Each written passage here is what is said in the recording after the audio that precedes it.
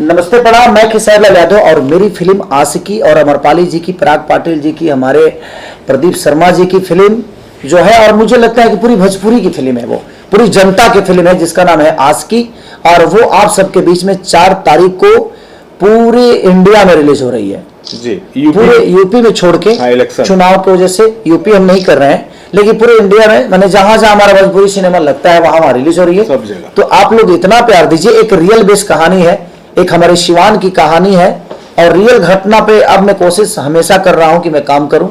तो 4 तारीख को यानी 4 मार्च को 2022 4 मार्च को आप सबके नजदीकी सिनेमा घर में आपकी आशिकी लग रही है, मेरी नहीं, क्योंकि मेरी हर वो चीज आपकी है जिससे मैं एंजॉय करता हूं। मैं तो सिर्फ एक आपका बेटा हूं, आप लोग जो प्यार देते हैं उसी में खुश रहता हूं।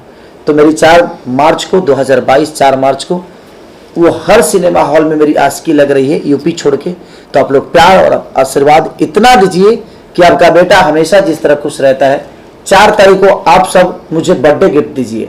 मेरा 15 तारीख को बर्थडे है, लेकिन मैं चाहता हूं कि आप सब 4 को ही दे दीजिए ताकि मैं खुशी से केक उसी दिन काट लूं। क्या बात।